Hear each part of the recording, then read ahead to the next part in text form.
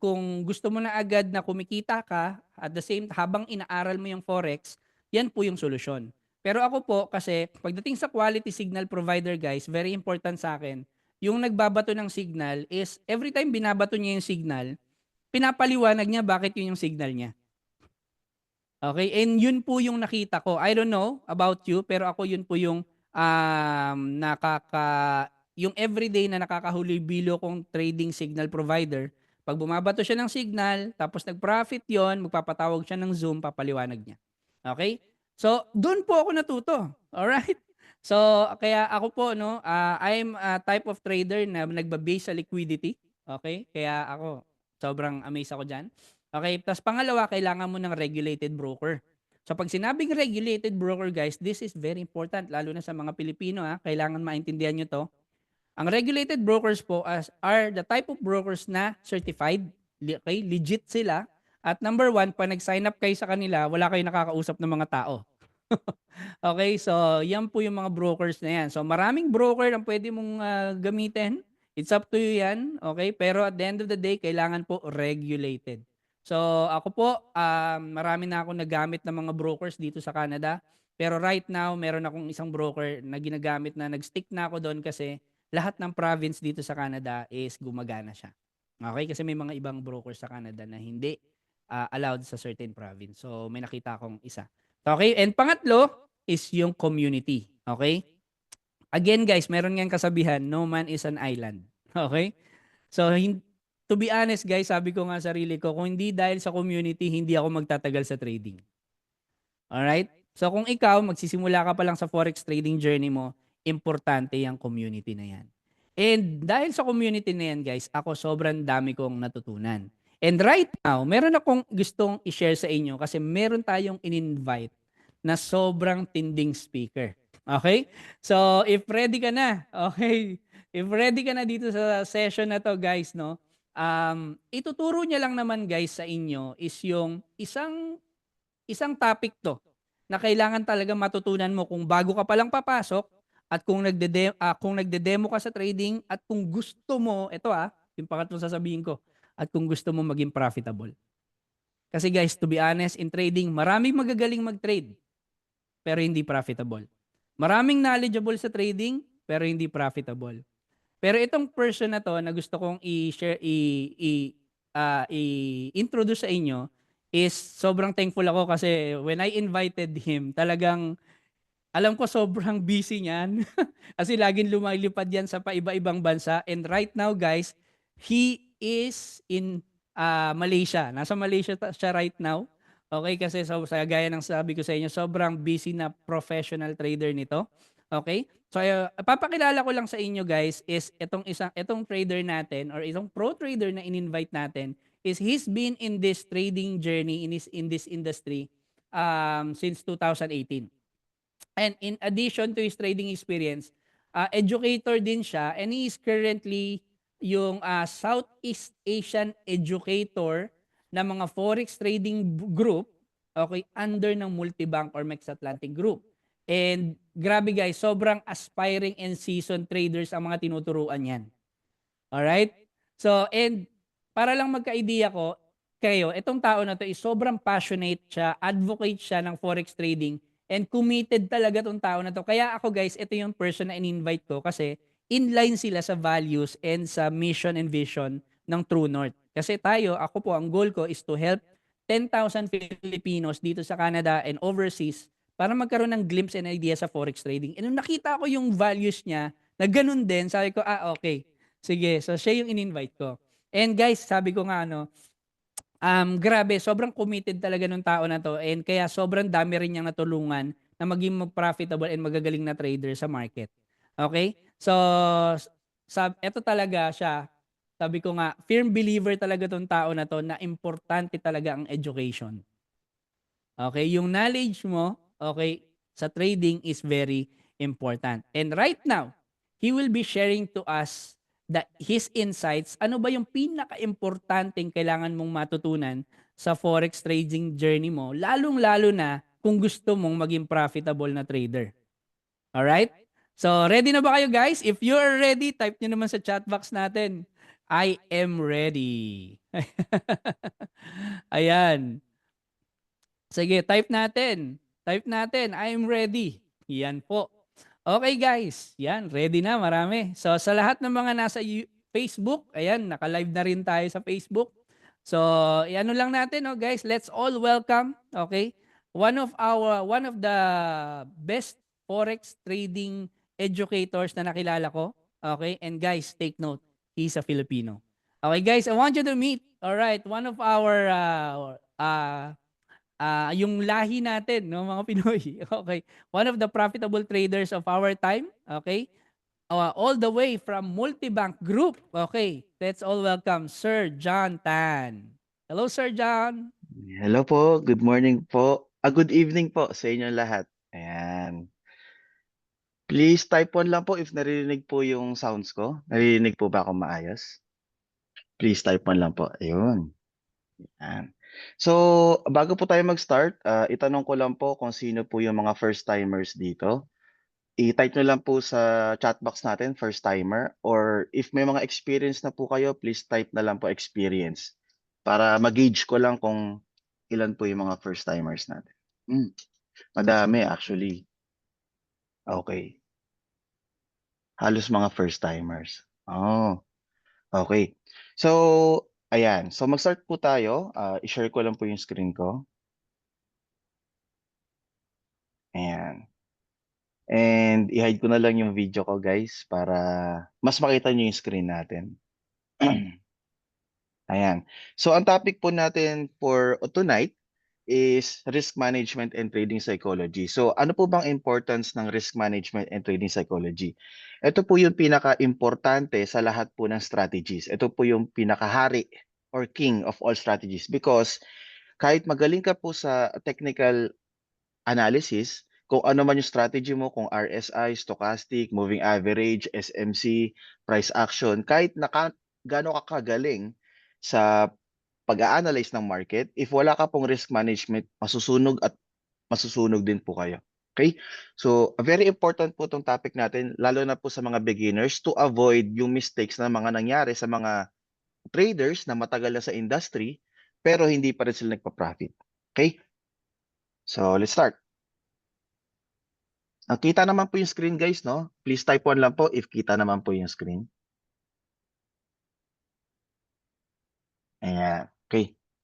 So, start na po tayo. Ayan. So, magpapakilala lang po muna ako sa inyo guys. If may mga hindi pa po nakakilala sa akin, I'm Coach John.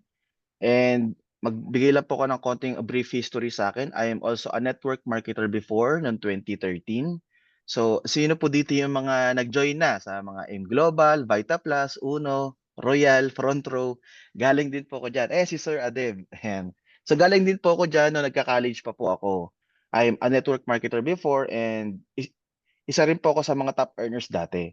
Ayan. So, may background na po ako sa pag-i-speech sa mga tao and etc.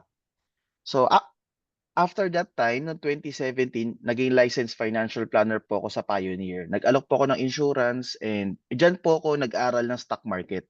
Doon po ako nagkaroon ng knowledge sa mutual funds, rates, etc. etc. So, noong 2017 po yan. And after that, syempre, pagka first time mong sumabak sa stock market, mauubusan ka talaga ng pera. And that time, after ko graduate, nagsabi yung mother ko na, John, magtrabaho ka naman.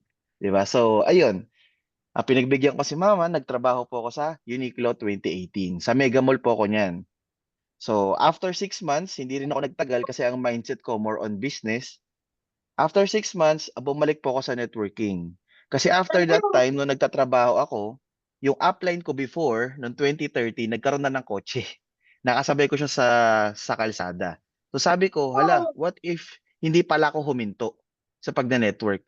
So bumalik ako sa network and syempre mas dumami yung connections ko, mas marami ako napasali. Kasi that time ng 2013, student pa lang ako kaya ang taas ng pay-in, ang taas ah, ng money out, so wala akong napapasali na students. And that time ng 2018, mas dumami yung connections ko.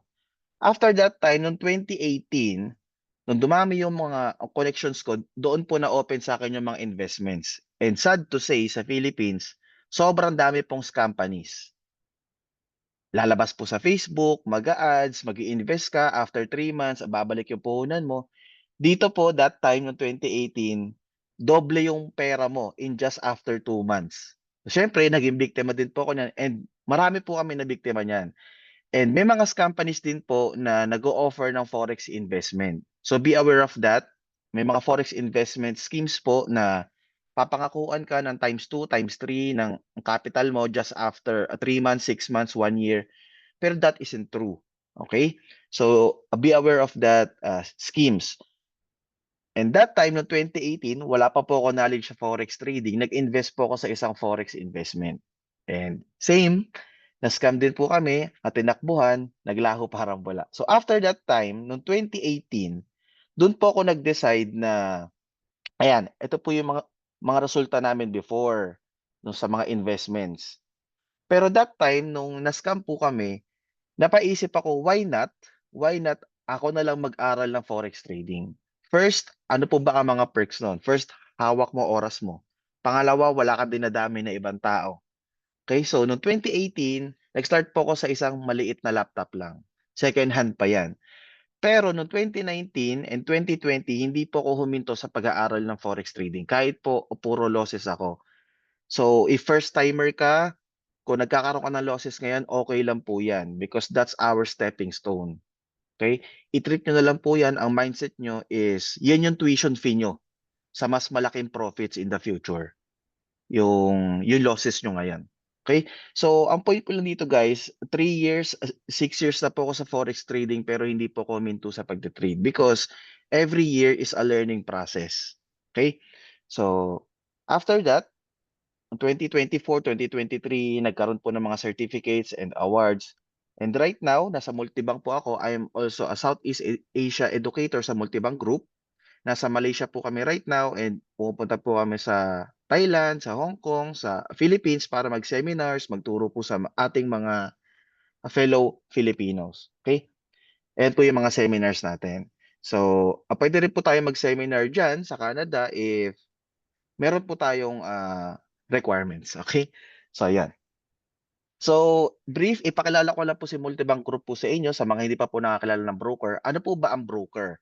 Broker po is, ito po yung middleman para mag-handle ng mga trades ninyo. For example, pag bibili ka ng stocks, hindi ka pwedeng bumili ng stocks ng Jollibee or ng Ayala sa mismong store nila. Hindi ka pwedeng bumili ng Jollibee stocks sa mismong Jollibee. So dadaan ka sa mga establishments, which is pag bibili ka naman ng mga currencies dito sa Multibank Group, sa broker.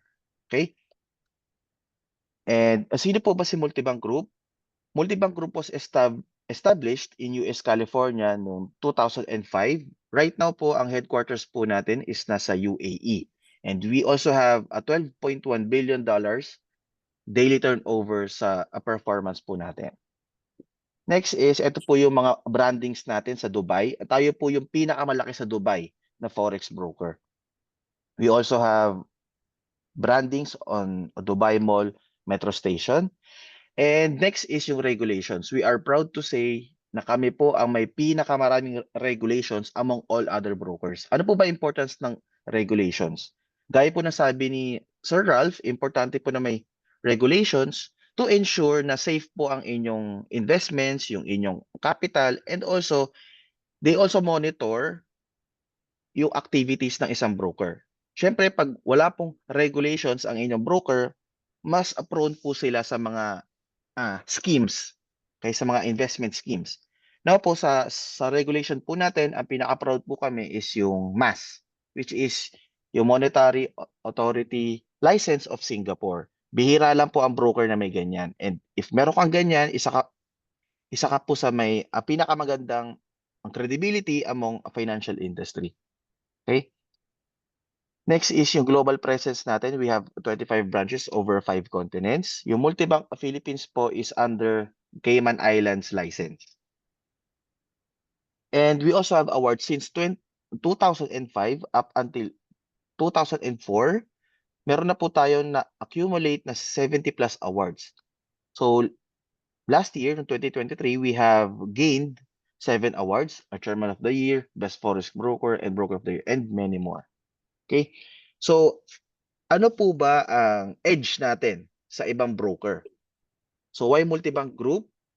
Una po is we are the most heavily regulated broker.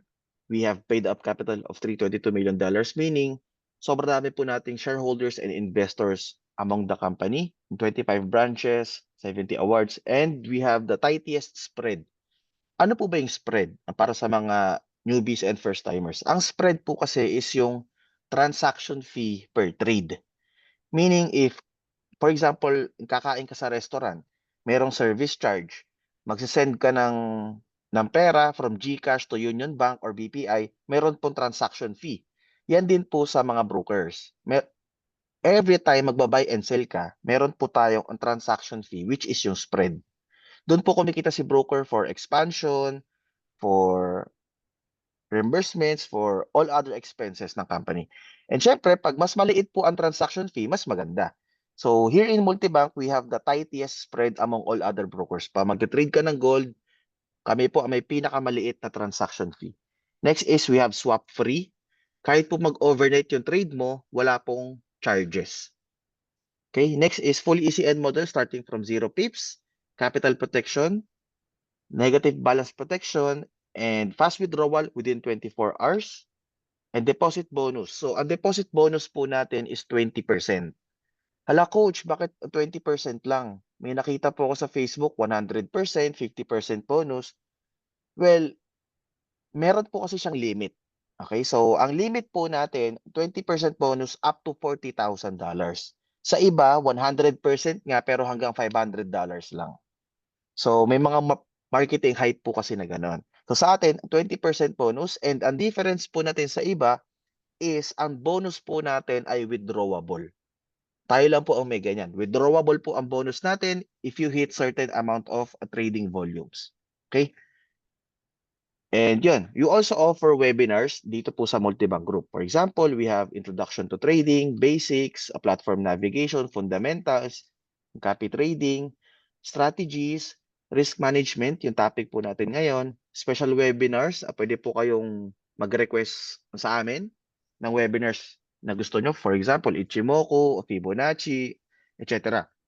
And also, we also promote partners and sponsorships. So gaya nga po na sabi ko kanina, if you have a certain, we have a certain requirement for seminars, pwede rin po kaming lumipad dyan para mag-conduct po ng seminars or magturo po sa inyo. Okay? So yan, yung topic po natin is risk management. Ayan. So ang course outline po natin ngayon is why most traders fail, trading psychology, 10 realities of trading, 7 trading scenes, money management, 10 risk strategies, and trading plan. Okay, so may questions po ba so far? Please type 1 lang po if wala po kayong questions. Yan, si Sir Ronaldo, Vita Plus. Ayan. So no questions po so far, no? Ayan. Okay. So guys, I know 11 PM na po sa inyo or 10 PM. Medyo bibilis ako na lang din, pero if may questions po kayo, please i-type nyo lang po sa chat box. Okay? Ayan. So why most traders fail?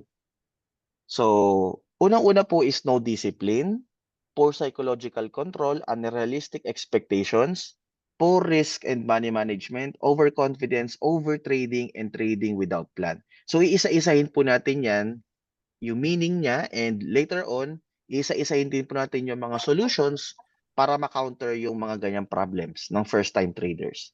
Okay? So, trading psychology po muna tayo. Ang first part natin is to set your mind in a trader's way. Okay? I-fix po muna natin yung mindset natin, yung mga paniniwala po natin before sa forex trading, i-fix po natin yan. Kasi may mga paniniwala po tayo na hindi na effective pa magte-trade po tayo sa forex trading. Okay? And yung second part po natin is more on mathematical equations na. So may formula po tayo, magko-compute po tayo kung paano yung tamang risk management sa tamang lot size, sa tamang trading pairs. Okay? So, trading psychology. Ayan. So, una po is know your strengths and weaknesses. Ang kailangan nyo pong malaman kung saan po kayo mas magaling, kung anong oras po dapat kayo mag-trade, kung anong trading pairs po kayo mas mas comfortable, and kung saan po kayo nahihirapan or kung ano yung mga stop loss na hindi nyo na kaya. Okay? Mamaya aayusin po natin yan later on. Become self-aware. So, kailangan din po nating malaman kung nag-overtrade ka na or nagiging overconfident ka na. Kasi po, minsan, pag dire-diretso ang panalo mo, whether it's on signals or manual trading, nagkakaroon ka ng ng realization na parang gumagaling ka na, which is mali po yun. Kailangan hindi po tayo maging overconfident. And overtrading comes when you have a streak of losses. Pag dire-diretso naman yung talo mo, doon ka magkakaroon ng feeling na gusto mong maghigante sa market.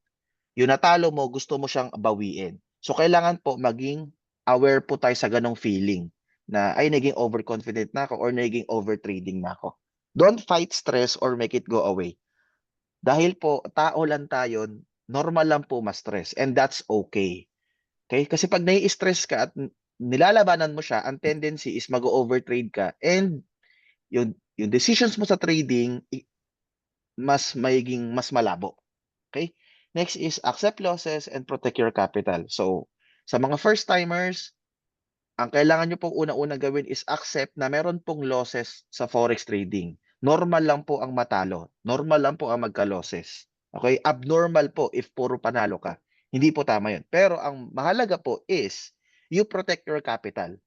Kahit na marami kang talo, at the end of the day or the week, kailangan yung capital mo is hindi ganon naubos or nagme-maintain pa din. Next is don't focus on winning but on not losing. Okay, so wag nyo pong i-goal na kailangan lahat ng signals or lahat ng tradings nyo is panalo. But you also have to focus on paano to hindi matatalo. Paano if matatalo to, ang kailangan may plan A, may plan B. So focus on not losing and don't focus on winning. Develop a routine or plan. Mamaya ipapakita ko sa inyo kung paano gumawa ng tamang trading plan. And repeat all and don't break your rules. Okay, so 10 realities, ito po yung mga paniniwala ng first-timers, beginners, bago sila mag-forex trading. Okay, so babaguhin po natin yan. First is, many traders hope of making tons of money, but in reality, long-term trading has been very limited to a small percentage of traders. 95% lose money. Okay, so if you start thinking you're better than 95%, you're actually losing. Kapag naiisip mo na laging panalo ang signals, you're joining the 95% of traders because your ego takes over you. Long-term trading success, kailangan nyo pong ma-establish yung tamang mindset bago po kayo mag-trade. So first is, winners were once losers. Kailangan po nating ma-realize na lahat po ng profitable traders ay natalo po before. Long-term trading is a continual process of refinement, discipline, and humility. Okay? Next is no shortcuts. Trading is for everyone. It's not for everyone. So, ang trading po kasi is for everyone. Kahit po hindi ka graduate, unemployed ka, iba ang trabaho mo, nasa ibang bansa ka, trading is for everyone. But everyone is not built for trading. So if you do not have the capital, you can afford to lose, do not trade. Huwag nyo pong uubusin ang capital nyo sa pagtitrading. There is nothing worse than spending a lot of your time and money on something you don't love, as you probably would be good at it then anyways. So, ang point po nito is, mahalin nyo lang po yung process. Ang process takes time. Pero, ang kailangan nyo pong isipin is yung, worth po ba ito ng time ko and money ko? Well, it's worth it because mamaya i-explain natin kung bakit worth it ang forex trading. Next is, there's no shortcuts. Kung maliit ang capital mo, expect na maliit lang din ang profits. For example, may isang puno. Okay? So don't expect na malaki ang bunga ng isang puno kung maliit lang siya. Kailangan po mas malaki ang puno para mas madami ang bunga. So don't expect na pag maliit lang po ang capital nyo, $100, pwede ka mag-profit ng $10,000 or $5,000 in just one day or 1 week. You can't have huge profits without taking huge risk. Usually, pag maliit ang capital mo at gusto mo ng mas malaking profit, nagkakaroon po tayo ng malalaking risks sa forex market. And pag naubos ang capital mo, doon ka mag-i-stop. Okay? So take it step-by-step process. It's not a get-rich-quick scheme. A trader who does this probably doesn't even have a trading strategy unless you call gambling a trading strategy. So sino po dito naniniwala na hindi po sugal ang forex trading? Please type yes kapag hindi ka naniniwala na sugal ang forex trading.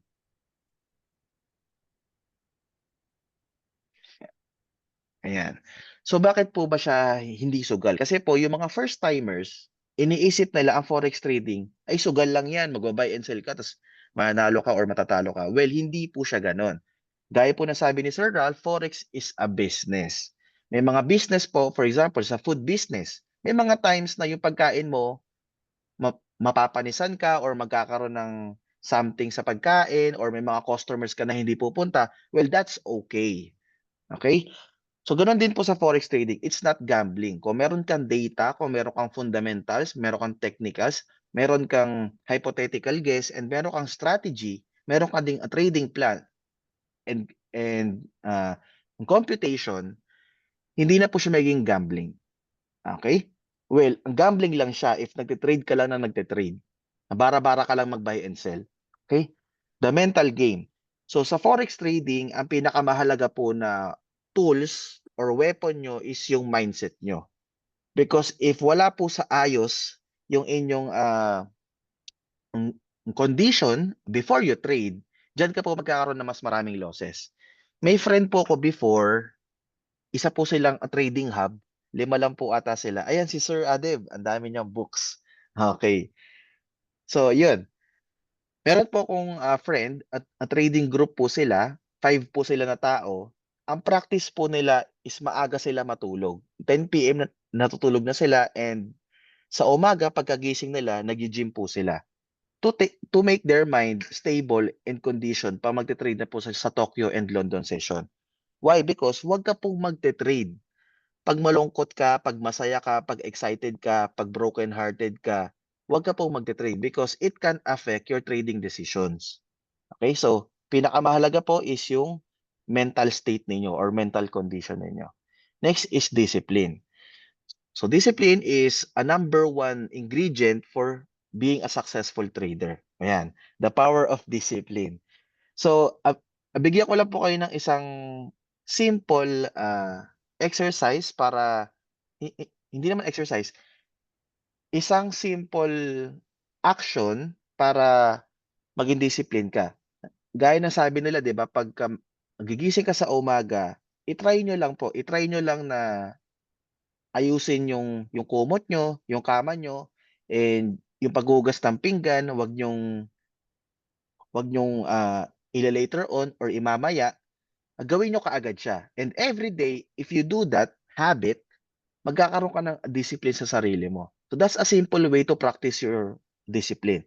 And sa pagte-trade, ganun din po. Make it a habit na everyday pagkagising mo, magkakape ka, magtingin ka lang ng chart. Kahit mga 30 minutes or 10 minutes, magtingin ka lang kung saan pupunta ang market, magtingin ka lang kung saan ka maglalagay ng mga drawings, ng support or resistance, ng order blocks. Make it a habit every day. So yun po yung practice to have a discipline in forex trading. It's not about winning. It's about protecting your money. Why? Because kahit marami kang losses, okay lang yun. Basta naprotektahan mo ang capital mo. Take it for example, itong isang taong to. So, he has 5 trades. Yung unang trade niya, 2% loss, 3%, 5%, 7%. Pero yung fifth win niya is 25%. So, kung makikita nyo dito, 4 out of 5, 4 po yung talo niya. Isa lang po ang panalo niya. Ang win rate niya is 20% win rate. Pero at the end of the day, nag-profit pa din siya ng 18%. 18% ba? 5 plus 5, 10 plus 17. Nanalo pa rin po siya ng 18%. Okay? So at the end of the day, wag nyo pong ang pansinin yung losses. Ang pansinin nyo, protektahan nyo lang yung capital nyo. Dapat tatagal po ang capital ninyo sa trading journey nyo. Okay?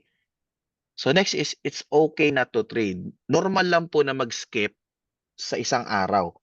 Normal lang po mag-skip ng trade sa isang linggo because it's okay not to trade. Hindi po araw-araw Pasko, hindi po araw-araw maganda ang bigay ng market. So, kung hindi po maganda ang bigay ng market, it's either maghanap ka ng ibang trading pair or ipahinga mo na lang or mag-prepare ka for the next day or magbasa ka ng libro or give your family give time for your family. Okay? So it's okay not to trade. Okay lang po 'yun. Normal lang po. Mas okay po na hindi kayo mag-trade kaysa matalo kayo today. Okay? It's also a part of trading plan, yung hindi ka magte-trade sa certain araw. Ako po, hindi po ako nagte-trade ng Monday and Friday. Okay? So, yun po isa sa mga trading plan ko. Tuesday, Wednesday, Thursday lang po ako nagte-trade. Trading takes time to learn. Gaya po ng mga ang careers, ang gaya po ng pagiging doktor or ng lawyer. So lahat po yan, it takes time to learn. Hindi ka po magiging magaling na trader sa isang taon or sa 3 years. Kahit po ako, hindi din po ako magaling na trader ngayon. Because trading takes time to learn.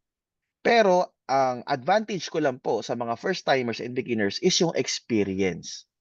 Okay, so ang gaya po sa pagiging doktor, kahit na 5 years ka nag-aaral pero hindi ka pa nakakapag-surgery versus sa isang doktor na nag-surgery ng 2 years, mas marami siyang knowledge, mas advantage po ang kanyang position compare sa 5 years na doktor na puro theoreticals lang.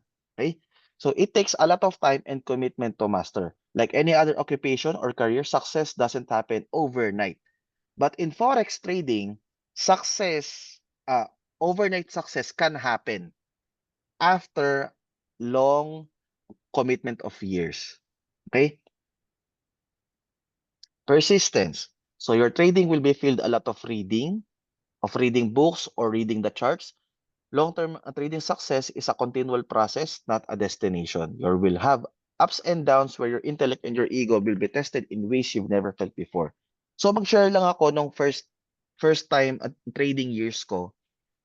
Ang learning curve ko po sa forex trading is about 1.5 years. 1.5 years po kung puro talo. Okay? After 1.5 years, doon po ako nagkaroon ng risk management. Doon ko lang siya, hindi naman na master, pero doon ko siya na-organize yung trading plan ko after 1.5 years. Yun yung learning curve ko. And yun yung purpose natin ngayon, kaya tayo nagwe-webinar, to shorten your learning curve. Para hindi nyo na po maranasan yung mga nangyari sa amin dati no mga 2018 o 2017 kasi that time wala pa pong YouTube, wala pa pong mentors, wala pang mga courses na nag-aalok sa Facebook, and mostly yung YouTube noon is mga English pa. Hindi mo siya maiintindihan and very complicated. Ngayon, marami na pong mga Filipino traders na nag-advocate ng forex trading and ayun. So persistence lang. And last is a forex success. So, ano po ba ang ingredient para maging a successful forex trader? So, tatlo po yan. First is yung knowledge. Forex trading success, uh, ito po kasi ay combination. Ang combination po siya, hindi ka magiging successful kung wala ka nitong tatlo. Forex trading is a combination of knowledge, skills, and discipline. Bawat isa po dyan, it takes a separated enormous effort to acquire and develop. Magkulang lang po dyan ng isa, masusunugan ka. Because knowledge alone won't make you profitable. Sadly, most traders iniisip po nila na kikita po sila ng malaki sa forex trading when they don't even have a complete knowledge. Okay? So, pag meron ka ng tamang knowledge sa pagwe-webinar, sa courses, sa skills, sa mga teacher, pag meron ka ng knowledge, complete knowledge ka na guys ang next step is yung skills. Skills are developed individually. Wala pong magtuturo sa inyo nito. Skills are developed individually. Nobody will teach you this. It's an individual journey to transform your complete knowledge into consistent profits. Mas mahirap po itong i-develop than acquiring knowledge kasi ito, makukuha mo lang siya mag-a-absorb ka lang. Pero ang skills, it comes down to individual hard work, commitment, sharpness, intelligence, and personality.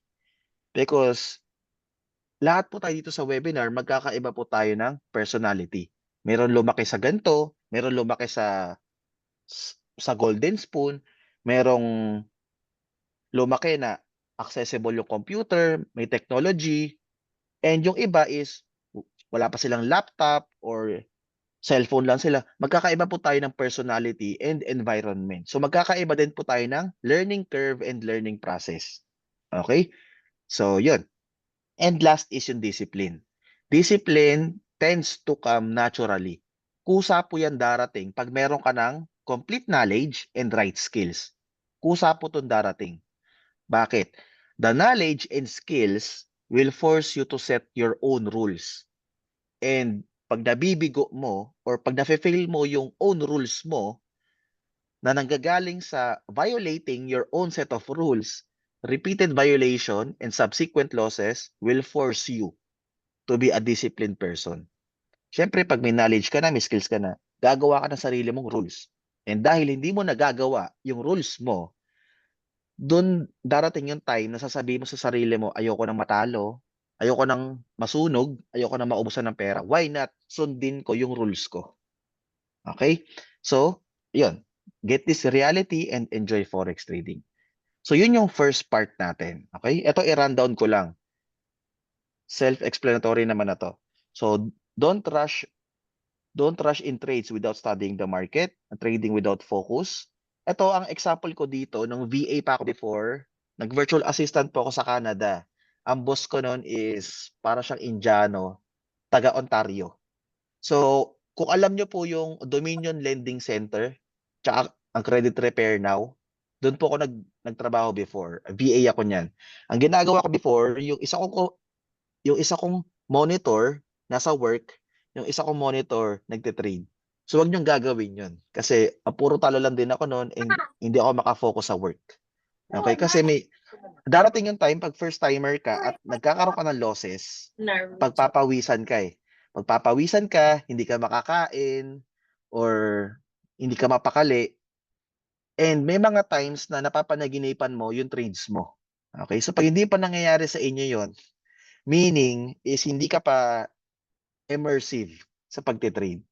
Kasi may mga times napapanaginipan ko nung first timer pa ako, napapanaginipan ko na ay panalo na nag-take profit na yung trade ko. Pero pagkatingin ko sa cellphone nung umaga, wala pala akong trade. So may mga ganong times eh. So pag nagkakaroon na kayo ng ganong feeling, well, naging immersive ka na sa pagfa-forex trading.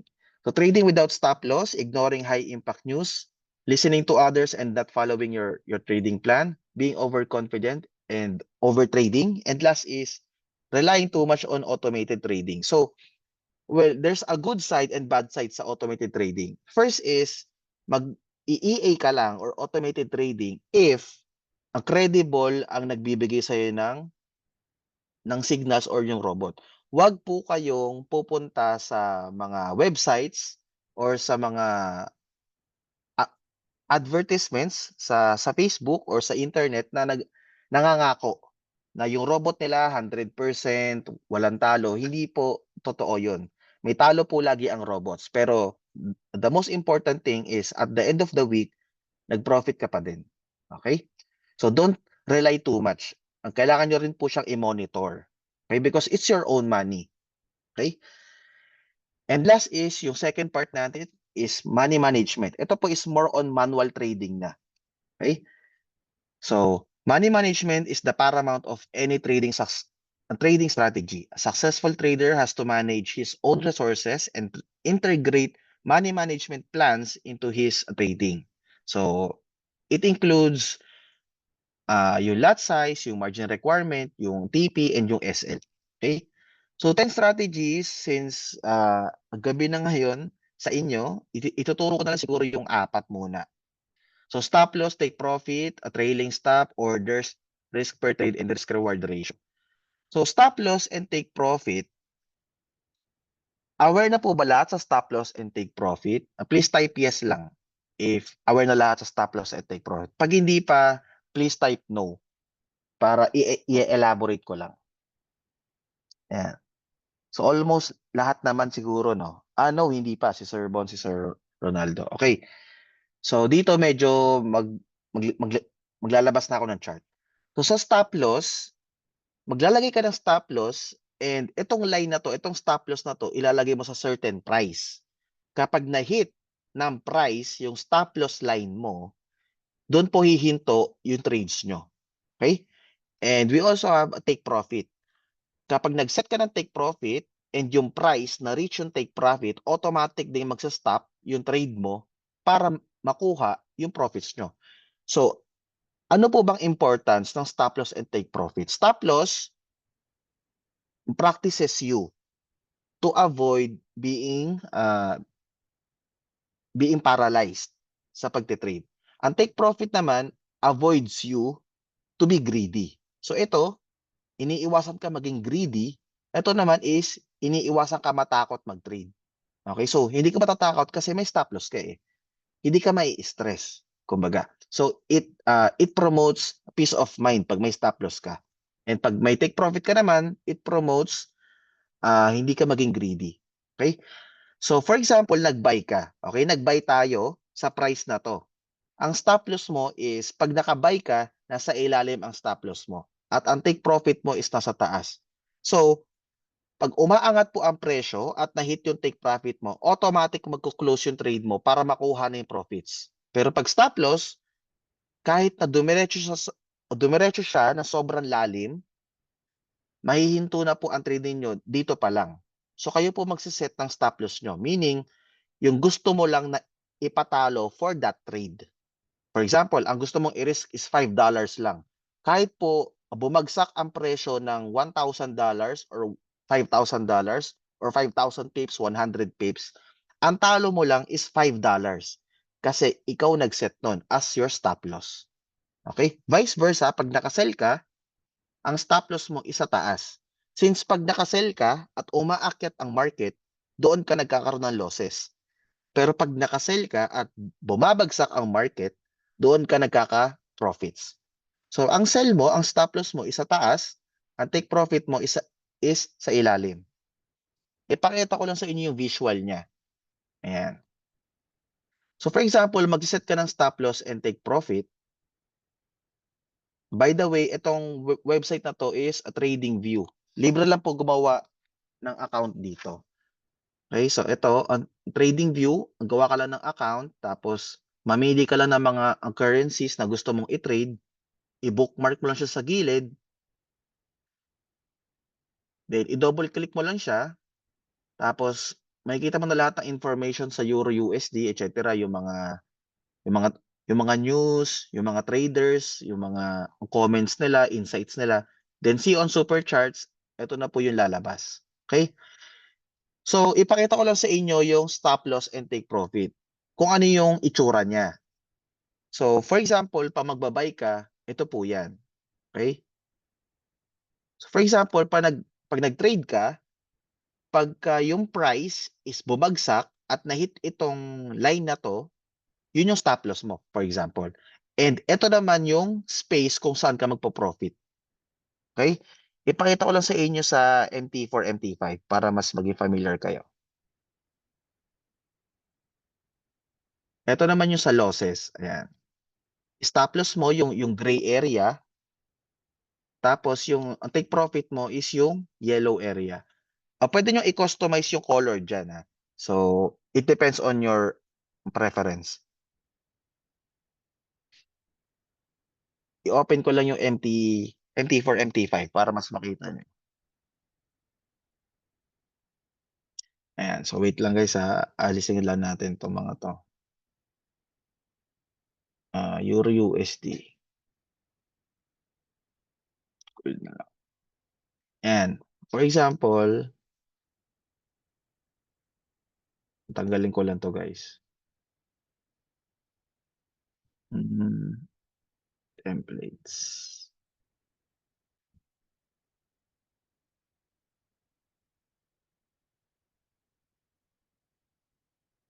Ayan. So, for example, dito is magte-trade ka. Okay? So, click lang natin to. Ayan. For example, nandito na yung price. Okay? So, ngayon, gusto mong mag-buy or mag-sell. For example, nag-buy tayo dito. Demo account lang naman to yan.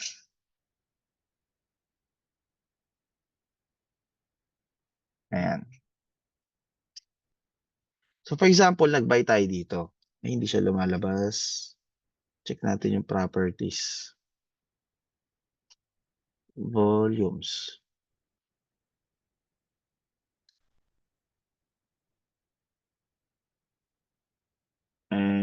and di lumalabas yung price eh. Colors.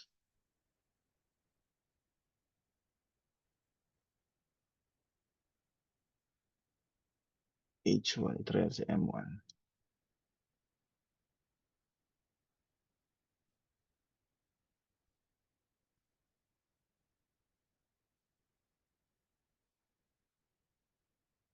Check ko lang foreground, bar. Lagyan natin itong red.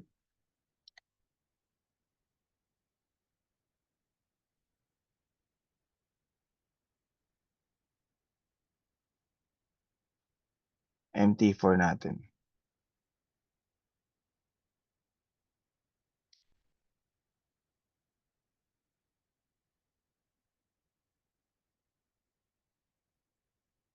Oops. I-close ko lang to guys.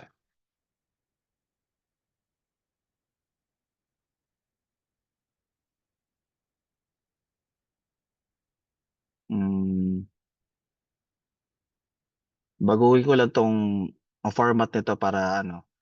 By the way, if gusto nyo i-change yung colors ng chart ninyo, ang punta lang kayo dito sa right click, i-right click nyo lang tong chart, tapos i-properties nyo lang, then yung colors. So background natin is black, foreground is white. Ang foreground po is ito, yung mga numbers. Yan po yung white. Grid, nan mo na lang kasi hindi natin siya ipapakita.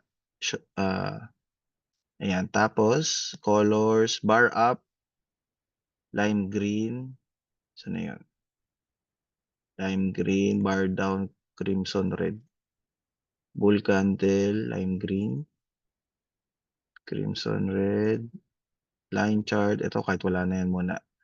Volumes, light green, bid price, okay na yan. Ask price red, stop levels. Tapos, show ticker. Saan yung volumes? Volumes. Ayan. Okay. So, yun yung buy natin. Ayan o, yung buy. So, pag mag-set ka ng stop loss and take profit, pag nasa computer ka, pwede mo lang siyang i-drag.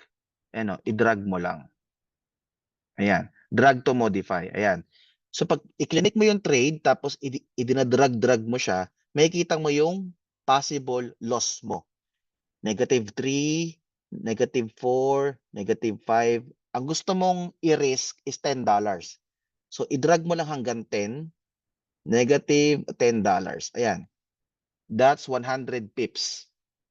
Okay? So, dito naman, pag i-drag up mo lang siya, makikita mo yung take profit. Ayan. So, $5, $6, $10. Ang gusto mo is doble. Ang risk mo is $10. Ang take profit mo is mga $20. Ayan. So, $20 or 200 pips. Okay, so if nandyan yung price at na-hit yung take profit mo sa taas, automatic, magkakaroon ka na ng $20 na profit. Pero pag na-hit yung stop loss, automatic may loss ka na $10. So kahit na dumiretso po siya pa ilalim at mag-loss ng sobrang daming losses, ang talo mo lang is $10. Kasi meron kang stop level. Okay, so automatic siya magsa-stop kahit na natutulog ka or nasa bakasyon ka or nawalan ka ng internet, automatic siya magsa-stop. Okay? Sa take profit naman is yun din. Automatic magsa-stop pag may profit ka na $20. It avoids you being greedy, and SL naman yung stop loss, it promotes a peace of mind pag-aalis ka or magagawin kang ibang bagay. So yan yung stop loss and take profit natin. Okay? So, pabalik tayo dito. Trailing stop. Ano naman po yung trailing stop? Stop loss line that automatically follows a price. So for example, may stop loss ka pero gusto mo, yung stop loss mo, habang nagpo-profit ka is nag-a-adjust din yung stop loss mo. Okay? So ito yun, trailing stop. So for example, nag-buy ka tapos yung price umaangat, yung stop loss mo is umaangat din. Okay? So yun yung trailing stop. So balik tayo dito. For example, yung price is umaangat na siya. Nagkaka-profit ka na. Okay? Gusto mo yung stop loss o sumusunod din siya. sumusunod din siya hanggang sa pag natamaan yung stop loss, automatic siya magsa-stop. So kahit yung stop loss mo is nasa taas na ng buy mo, for example, ang stop loss mo is nandito na, i-paint ko na lang i-paint ko na lang siya para maka-drawing ako. Ayan. So for example, yung price nito is nandito na. Okay? May profit ka na plus mga $12 na lang. Ayan. Plus $12. Gusto mo, yung stop loss mo is sumusunod din siya. Okay? So ang stop loss mo is nandito na. Nandiyan na yung stop loss mo. Ang buy mo is nandito. Ang buy mo is nandito. Ang stop loss mo is nandito dahil naka-trailing stop ka. Umangat yung market, yung stop loss mo is sumusunod. Then, after dito, biglang hindi umabot dito, guys. Hindi umabot. O tumama sa stop loss mo. Nagkaroon ka pa rin ng mga plus $10. Okay? So, kahit na na-hit yung stop loss mo, nagkaroon ka pa rin ng $10. Kahit na hindi na-hit yung goal mo na $20. That's okay. Profit is profit. Okay? Ibulsa mo na yan. Huwag mo nang hayaan sa market yan kasi baka mawala pa yan. Okay? So, yun yung trailing stop. Ngayon, ano ang advantage and disadvantage ng trailing stop? Okay? So, i-drawing ko lang ulit. Nandiyan na yung price. Naka-positive $12 ka na. Okay? Andiyan na yung price. Tapos yung stop loss mo is sumusunod. Ang stop loss mo nandito na siya. Yan ang stop loss mo. Nasa positive mga $9 na yan. Okay? Yung stop loss mo. Now, ang disadvantage is pagka bumagsak lang ng konti yan, tapos umangat ulit, $9 lang ang nakuha mo. Pero na-secure mo na siya. Pero nakakapanghinayang kasi after niya bumagsak ng maliit, na-hit na yung $20 mo na take profit. Yun lang yung disadvantage. Pero ang advantage is, pag nagpa-profit ka na, naibubulsa mo na yung konting profit, yung $1 o $2 o $3, nase-secure mo na yung positive, yung, yung positive profits mo. Yung floating profits mo, nase-secure mo na siya. Yun yung advantage and disadvantage niya. Okay? May tanong ako, saan ba dapat ilagay ang TP? Ayan, mamaya itatakil natin yan. Kung ano yung tamang take profit at stop loss. Ayan, automated. Ayan, okay? Any questions po sa SL and TP? Type 1 lang if wala na kayong questions dito. Type 1 lang guys. If may hindi malinaw sa inyo, type 1 lang. Okay? So malinaw yung SLTP. Guys, wag po kayo magte-trade na walang stop loss. Para may peace of mind kayo sa pagte-trade. Because forex trading doesn't mean to be stressful. Okay? Hindi siya stressful. Nagiging stressful lang siya pag malaki ang lot size mo at wala kang stop loss. Okay? Next, trading orders. So, coach, gusto ko pong i-automate yung trading order ko. Yung pagte-trade ko. Gusto ko kahit na wala ako sa computer or sa cellphone, automatic magba-buy or magsi-sell yung gusto ko. Okay? So, ang market execution is pagkapindot mo ng buy and sell, automatic nang lalabas. For example, ito. Mag-buy and sell tayo. Buy and sell. By the way, guys, pag wala kayo sa computer, at hindi nyo siya madrag, pwede nyo po siyang iset. Ang gagawin nyo lang is i-right click nyo lang to, tapos modify. Okay, i-modify nyo lang, tapos ito yung stop loss and take profit. Pagka hindi nyo siya madrag at gusto nyong palitan. Okay? Paano po if gusto ko pagkabay ko, may SL na? Ang gagawin nyo lang is, ito siya, dito yan. Wala dito yun. Ay, ito pala. New order. Okay? New order nyo lang. Tapos, take note sa symbol. Huwag kayo magkakamali sa symbol. XAUUSD Tapos market execution, ilagay nyo lang yung volume, 0.01. Stop loss, ang gusto mong stop loss is 2654, 2639. Example lang to at 2639. Ang gusto mong take profit is 2689. 2689, 2689. So pagka buy mo, lalabas na kaagad siya, yung TPSL. Okay? Kung hindi nyo siya madrag. So, ang pending order naman is automatic siya magbabay or magsisell sa gusto mong presyo nang na hindi ka pumipindot. Okay? Naka-automate siya. So, ang punta ka lang dito. I-cancel lang natin to. Punta ka sa new order. New order tayo. Tapos, type pending order. Tapos, merong 4 na options dito. 1, 2, 3, 4. Actually, may buy stop limit pa and sell stop limit. Okay, so mas advanced na yan.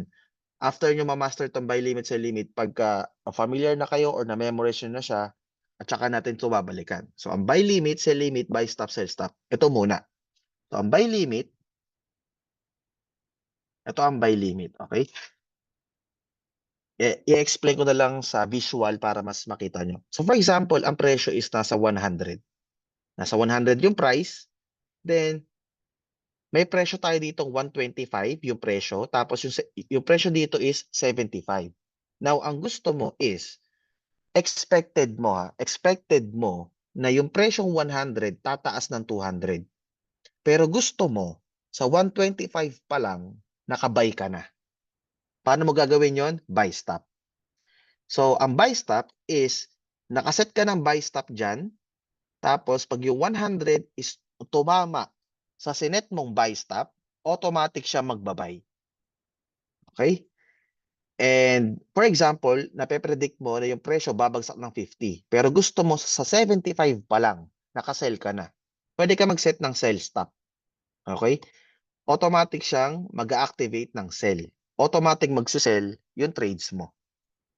So yan. Yan yung buy stop and sell stop. Ngayon naman, ano yung buy limit and sell limit?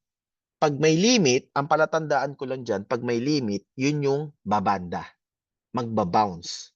Okay? So for example, 100 ang presyo. Expected mo mamayang gabi or habang natutulog ka, aangat mo na sa 125 pero babagsak ng 75. So ngayon, ang gagawin mo, gusto mo mag-sell sa pinaka-peak na presyo. So expected mo, 100 aangat mamaya pero babagsak mamayang umaga. Okay? So mag-sell limit ka para pag tumama sa 125, automatic magsisell para mag-sell para sa nape-predict mong pupuntahan. Okay? Ang buy limit naman is expected mo 125 aangat. Pero bago mag 125, babagsak mo na ng 75. So automatic ka magbabay sa 75. Okay? Yan yung buy limit. So ito yung summary niya. So yung presyo 100, expect mo aangat ng aangat, pwede ka mag-buy stop. Expect mo babagsak ng babagsak, pwede ka mag-sell stop. Pero pag expect mo, aangat muna bago bumagsak, sell limit. Pag expect mo naman na babagsak muna bago umangat, buy limit. Okay? Any questions po? Please type 1 if nagets naman yung pending orders. Please type 1 lang.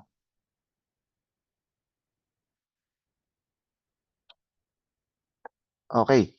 So, magbigay lang ako ng isang example kung paano siya ah ang, ang, ang paano siya in actuality.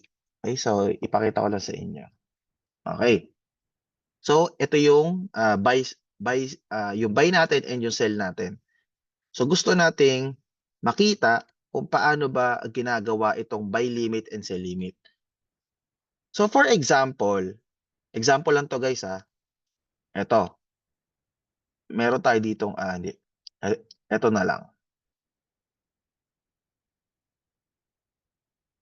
Okay.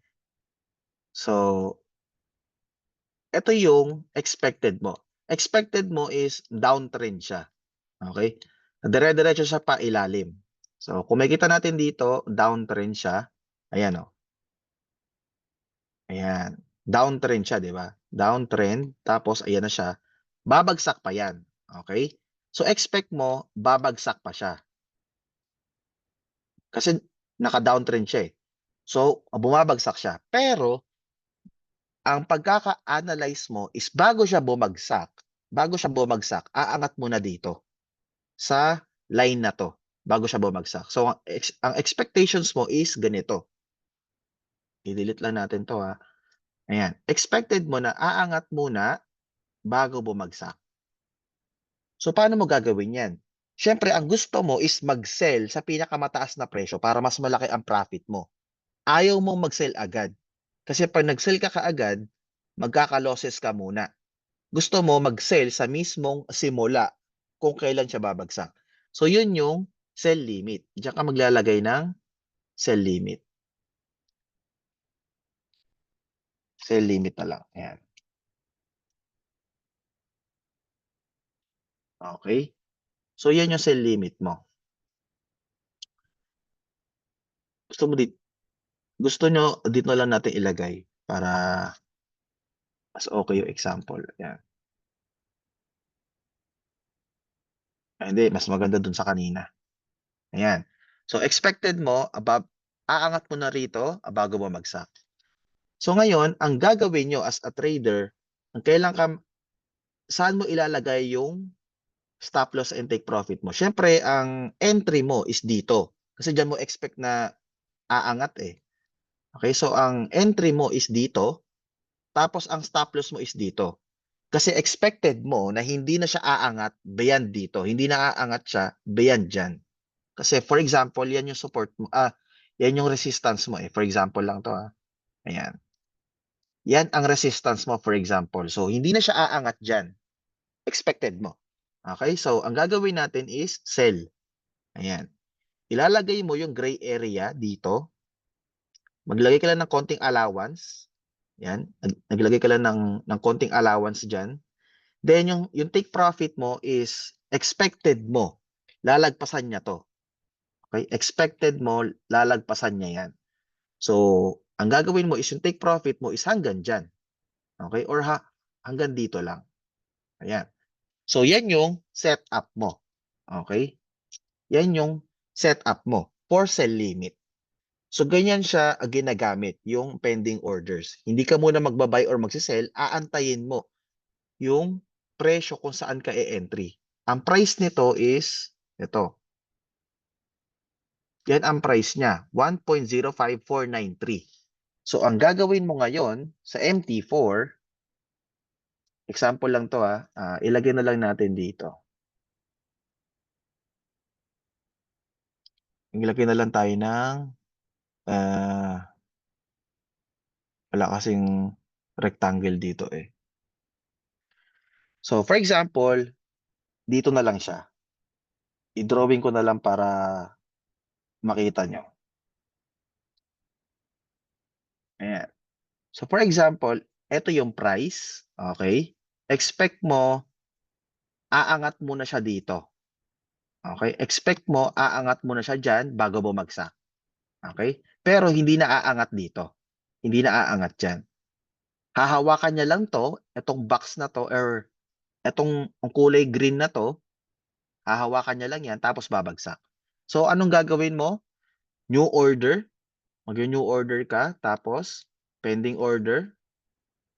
Sell limit. Sell limit dito. Tapos, ang price nito is, ang kailan siya papasok? Ang price nito ay, lagay natin ng, yan. Ang price niya, 2663.29. Tapos, ang stop loss mo is dito, 2671.70.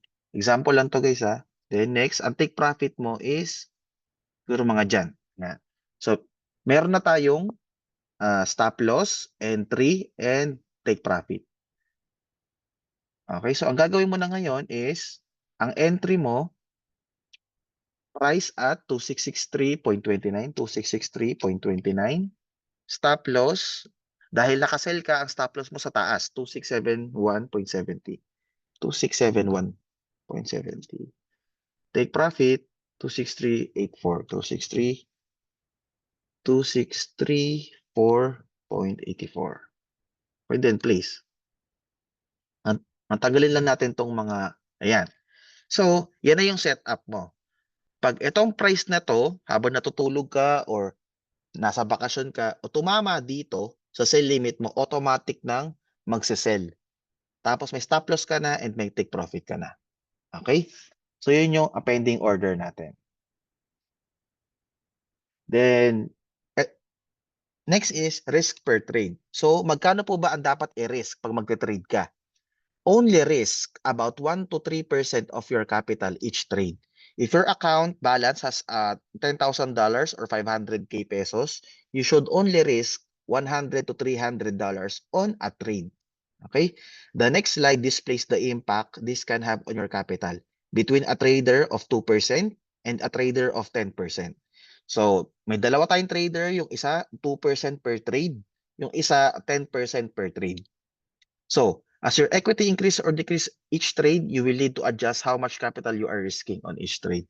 So, si first trader, ang risk niya is 10% per trade. Ay, 2% per trade. Okay? So, ang una niyang trade, $10 pa yung account, natalo, nabawasan ng 200, naging 9.8. Second trade, natalo, ang risk niya lang is 196, naging 9604. So after 10 losing trades, 10 trade na puro talo, pero 2% lang per trade ang talo niya. Nagkaroon pa siya ng 83% of capital. Yan na lang ang natitira, 83%. Then kailangan niya mag-profit ng 21% based on 83%. Kailangan niya mag-profit ng 21% gamit ang 8,000 na capital para mag-break even o bumalik sa 10K. Paano yung second trader? Yung second trader, 10% per trade. Unang trade, talo, 1,000. 9,000 na lang. Second trade, 900 ang risk, natalo, naging 8,1. Hanggang 10 trades, puro talo, ang natira na lang po is 38% ng capital. Below 50% na. So, ang kailangan niya pong gawin is mag 164% na profit gamit ang $3,000 para mag-break even. So, imagine nyo guys, kapag 3,800 na lang ang capital mo, kahit mag-double your money ka, okay, hindi pa rin siya break even. Kahit na doblehin mo yung pera mo, hindi pa rin siya break even. If your capital goes below 50%, you need to double your money to make it break even, which is hard. Mahirap po sa forex trading ang mag-double your money unless susugal ka. Okay? Unless malaki ang risk mo. Gaya nung sinabi natin kanina sa mind setting, sa antenna realities, don't expect big profits pag maliit ang capital mo. Okay? So, wag po kayo mag-expect ng double your income pag maliit ang capital mo. Okay? Kailangan po step by step lang tayo. Small profits consistently. So, yan yung impact niyan. Okay? So, paano po ba mag-lot size ng tama? Okay? Ito po yung formula natin. So, ang formula natin is account balance times risk percentage equals total risk. Okay? After ng total risk, divide mo sa stop loss, divide 10 points, yun yung tamang lot size mo. Okay? So, i-check ko lang yung tanong kanina. Saan ba dapat ilagay ng TP? Mamaya. So, total risk divide stop loss, divide 10 points is lot size. So, yan yung tamang lot size mo sa capital mo. So, example natin. Ang balance mo lang ay $100. Ngayon, ang gusto mo is 5% per trade. Ito mataas na to guys ha. Ang advice ko lang is 1 to 3%. Ito 5%. So, $100 times 5% ang gusto mong ipatalo or ang budget mo para malus ngayon is 5%, $5 lang. Okay? $5 divide 50 pips. Yan po yung stop loss mo, 50 pips. Okay? Divide 10 is 0.01 lots. Okay? What if ang stop loss mo is mas maliit? $5 divide 25 pips divide 10 equals 0.02 lot size. Yan ang tamang lot size mo. I-visualize natin to sa dito. Okay? So, i-remove ko lang yan. So, meron tayong trade for example. Yan. Nakabay tayo gayon. So, ang balance natin is $100. Ngayon, ang risk natin, balance is $100. Ang risk natin is 5% or $5. Okay? So, yan yung balance mo tsaka risk mo. So, ngayon magbabay ka. Ngayon, ang kailangan nating malaman yung stop loss mo. Okay? So, for example, ito yung gusto mong take profit. Mag-isa pa tayong buy. Ayan. Gusto mo yan yung gusto mong take profit and isa pa pala. Ayan. Pero, magkakapares to ng take profit, guys. Magkakapares ng take profit yan. Lagyan na lang natin ng TP. Ayan. Ang take profit mo, for example, is mga $100. Hindi. Ito gawin na natin 1,000. 1,000 yan. Tapos ang 5% ng 1,000 ay 50. Okay? So ang take profit mo, gusto mong doblehin yung risk mo, mga nasa $150. Kopyahin lang natin yan. Yan yung TP mo. Tapos yung TP mo dito. Same lang yan ng mga TP. Pero ang kinaibahan is magkakaiba ng stop loss. Ito medyo mahaba. Ito mas mahaba. Ayan. So ang stop loss mo ay SL 25 pips. Ito yung SL mo, 25 pips. Ito SL mo, 50 pips. Ito SL mo, 100 pips. Okay, so ito 50. So magkakaiba ka ng stop loss, tama? Ayan, 100 pips. So, gusto mo kahit na magkakaiba ka ng stop loss, meron 25, may 50, may 100, gusto mo ang talo mo lang is pare-parehas. $50 lang. Kahit na magkakaiba siya ng stop loss, ang gusto mong risk lang is 50.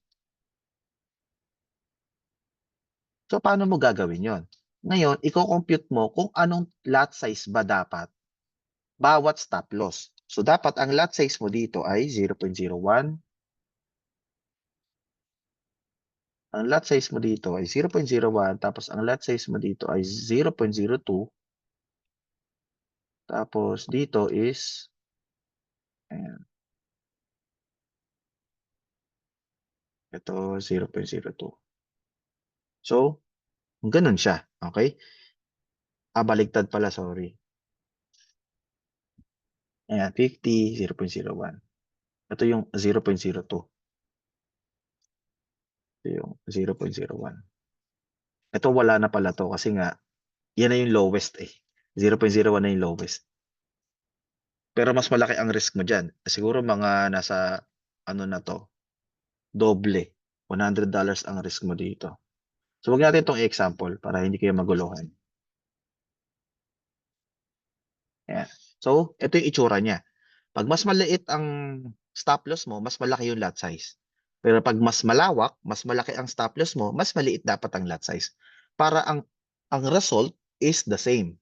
50 lang yung na-risk mo, 50 lang din yung na-risk mo. Okay? So, yun yung itsura niya. Nagets po ba, guys?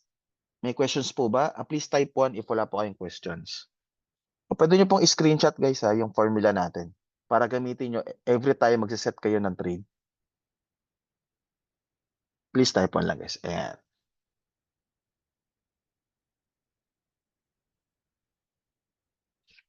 Okay, no questions so far? Last is yung risk-reward ratio. Saan po ba dapat ilagay ang stop loss and take profit?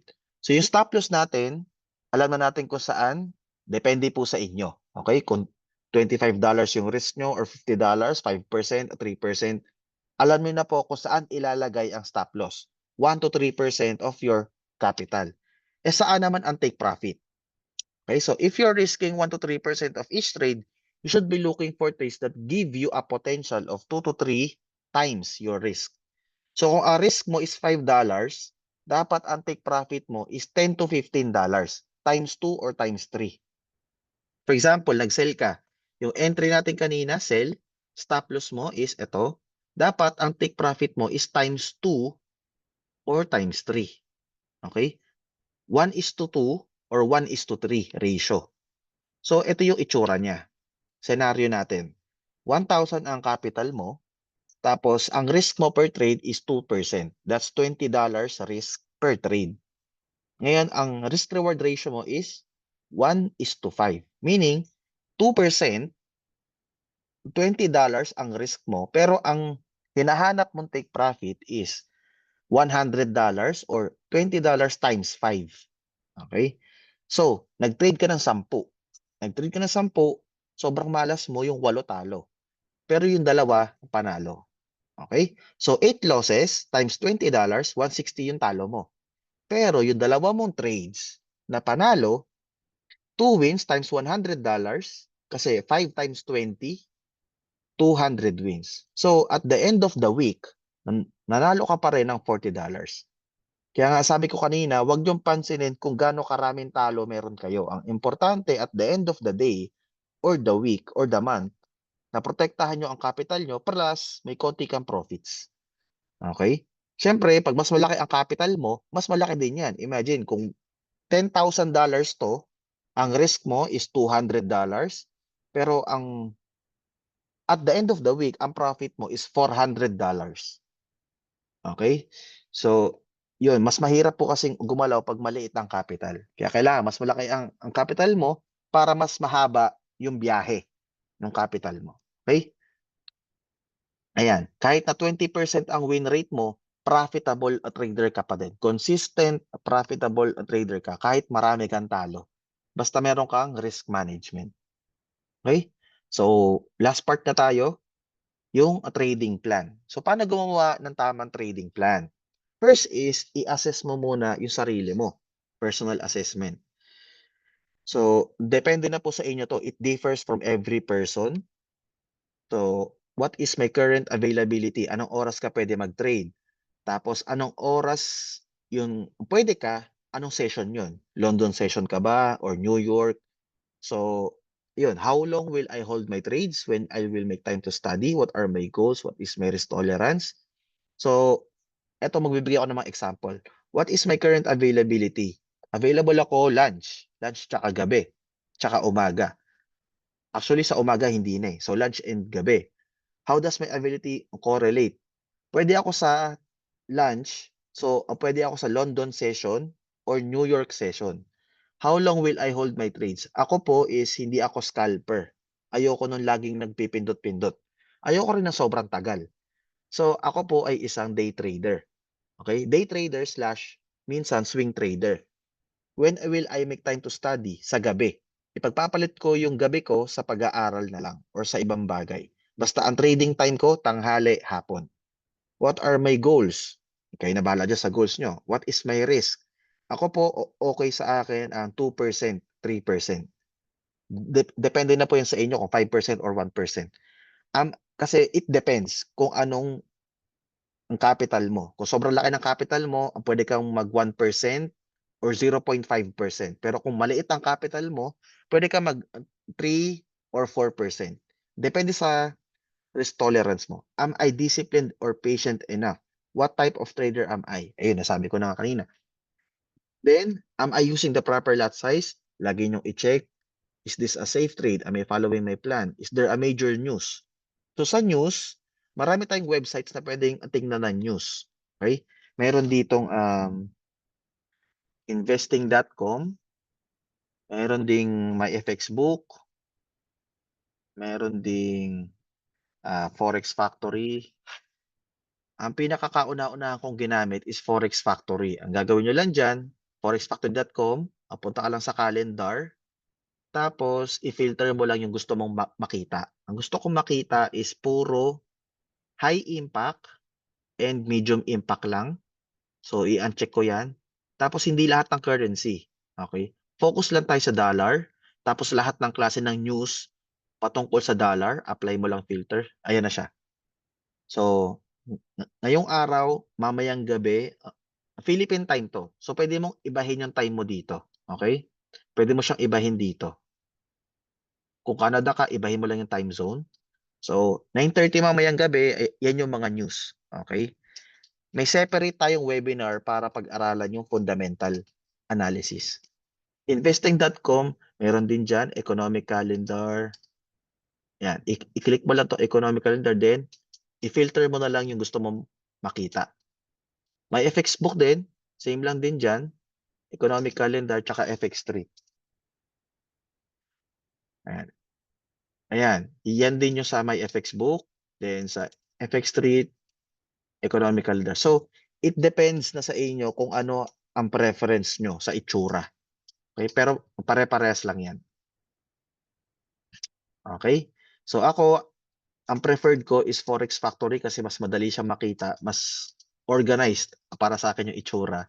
May folder pa, pwede mo siyang i-click. Tapos sa economic calendar. Itong dalawa lang. Kasi minsan may news dito na wala dito. May news din dito na wala dito. News or details. Yung details kasi minsan ang hinahanap ko eh. Ayan. May FX book, kayo na bahala, or FX Street. So yan lang yung mga websites. Then next is, am I in the right frame of mind? Excited ka ba? Malungkot ka? Broken-hearted? Huwag ka mag-trade. Do I have the confidence? Is there any reason? Do I scalp or swing? So after nyan, after mo i-assess yung sarili mo kung anong klaseng trader ka, anong oras ka magte-trade, anong availability mo, i-organize mo na siya. Okay? After mo yung i-organize, anong time frame ka? Ayan, scalper ka ba? Day trader swing? Anong risk management mo? Yung percentage ba or per candle, etc. Anong conditions? Ang kailan ka magte-trade? Pag trending lang ba market o ranging? Anong market? Forex ba? Options? Crypto? Futures? Equity? Anong entry? Anong strategy mo? Ichimoku? Pag nag-crossover ba? Pag nag-breakout? Pag nag-sequence? Nag-pullback? Anong stop loss mo? Percentage or market structure? Anong pattern ang hinahanap mo? Sa charts ba? Sa candles? Order blocks? Indicators? Anong target mo? Fix ka ba na $100 per day or may percentage ka or naka-trailing stop ka? Then, anong trading pairs? Mag-gold ka ba? Or euro or pound? Pag mga first timer or beginners, ang suggested ko is euro, pound, tsaka yen. Yan tatlo muna. Kasi pag sa gold is volatile, medyo malikot. Okay? Hindi pala medyo, malikot siya. So, mas mabilis o kumita ng pera, pero mas mabilis ka ring masusunugan. Okay? Then, next is develop your plan. Ayan. Magkaroon ka ng alarm, ng checklist, ng rules mo, tapos ng backtesting, risk management journal. Yung journal, ipapakita ko sa inyo. May journal akong ginawa before. Saan na ba yun? Ito yung itsura ng journal na pwede nyo ring gawin. Okay? Hinahanap ko lang sa files ko. Wait lang. PPT post files. Ayun. Files. Tapos ito na lang. Ito.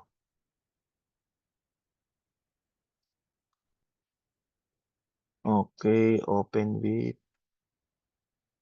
Excel. Ito. So, ito yung sample ng journal na ginawa ko before last year ata to. Oh, tama, last year. So, ito, depende na sa inyo kung paano nyo gagawin yung journal nyo. Ang importante lang naman dyan, yung lot size, yung risk, yung reward, tsaka yung balance nyo. Okay, so ito, explain ko lang konti. Starting balance mo, ilagay mo dyan, yung current balance mo, after ng trades, tapos yung change, yung tinubo. So, actually, ano to 5 months to. 5 months, 100 na trades. Ano, ano lang natin. Ayan, 5 months to. So, 1 hanggang nag-backtest ako. Ang backtesting kasi is, itetest mo yung strategy mo kung effective ba siya sa 100 na trades. Inabot to hanggang May. Okay, so, nag-start ako ng $1,000. Then, tumubo ng 71%. So, ang gain ko is 1,500. Ang total balance ko na ay 1,715. Okay? So, ilan ang talo ko? Ang talo ko ay 61. Ang panalo ko lang ay 39. 39% lang yung win rate ko. So, ang pinakamarami kong talo is always, eto, Thursday. Monday, eto nagte-trade pa ako nito ng Monday and Friday kasi gusto ko makita anong araw ako pinaka-profitable and hindi profitable. So yan, Monday and Friday, Monday and Friday. Anong session? Asian ba? London session? Kayo na bahala gumawa ng inyong journal. Basta ang mahalaga, anong pair, anong araw, anong lot size, anong SLTP. So, imagine nyo to, 1 hanggang, saan na ba yun? Ito, dito yun, alam ko yun. Ayan, dito. Ayan o. I-check nyo to, 1 hanggang 13. 1 hanggang 13. Ang 13 na trades, puro talo yan. Okay, so kung wala kang tamang psychology, kung hindi ka naniniwala sa strategy mo, madali kang susuko. Kasi 13 na sunod-sunod, may tama yan sa psychology mo. It's either mapanghihinaan ka ng loob or magda-doubt ka sa strategy mo kung effective ba or hindi. 100%, if ma-experience mo na 13 trades o sunod-sunod na talo, may effect yan sa psychology mo sa pagtitrade. Kaya mahalaga po mag-backtesting. Ang backtesting is ito-test mo yung strategy mo ng 100 na trades. Okay? After 14 trade, dyan lang ako nag-profit. Tapos naglimang sunod-sunod ulit. Hanggang sa dito lang ako nag-break even. Pang 32 na trade. So, importante po ang persistence. Kaya kahit na 1 hanggang 31, hindi ka pa rin nagbe-break even, ituloy mo lang. Okay? Kasi darating yung time, yan na yung profit stage mo. Okay? Ito naman is, ayun. Any questions po so far? Pwede naman po, Miss Maria. Yan. So, ito yung journal. Pwede nyo siyang gawin na sarili nyo. I-screenshot nyo lang din para makita nyo. Ito yung mga before and after. Ipakita ko lang sa inyo yung before and after. Ito yung talo. Pakita ko lang sa inyo yung itsura. Kasi kailangan nyo rin i-screenshot yung before and after para makita nyo kung saan kayo nagkamali. Ano to? Saan ako nag-click? Bago na lang ulit. Bago.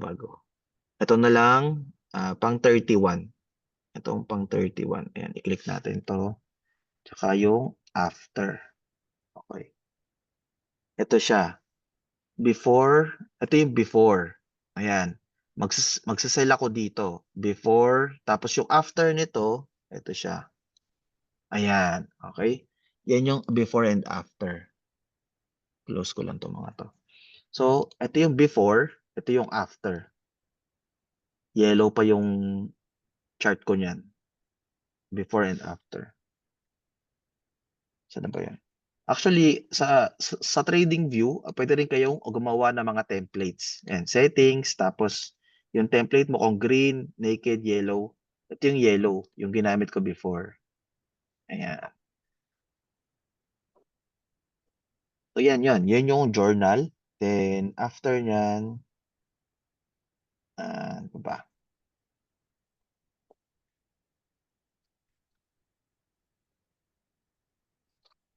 Ayun.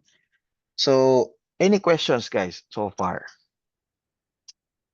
Sige po, sir. Isend ko po sa inyo after ng webinar. Mga mamayang or bukas na sa inyo. Kasi mamayang hapon isesend ko. So, bukas na po yun sa inyo sa Canada. Any questions po? Difference po between long-term stocks and trading stocks. Okay, so, ang experience ko kasi sa stocks, sobrang bagal niya. Okay, hindi siya para sa akin. Kasi sa stocks kasi, ang open lang kasi ng stocks is 9 a.m. sa Philippine time to 9 a.m. to 3 p.m.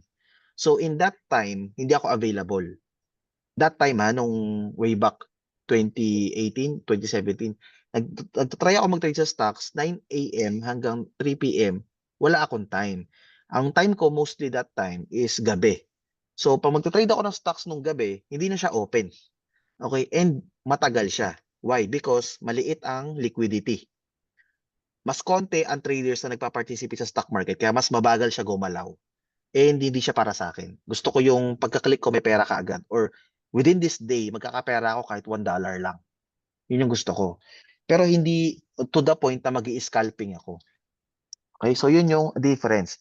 So kung magte-trade ka, gusto mo ng income as a business, mag-forex trading ka. Pero kung gusto mo ng investment type na maglalagay ka ng pera tapos after 5 years or 10 years may tubo, mag-stock market ka.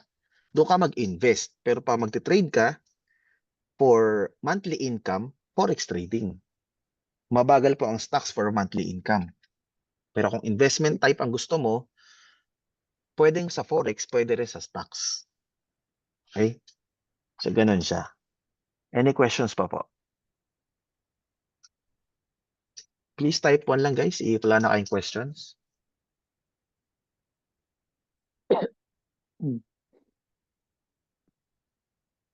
Please type 1 lang guys if wala na questions. Ayan.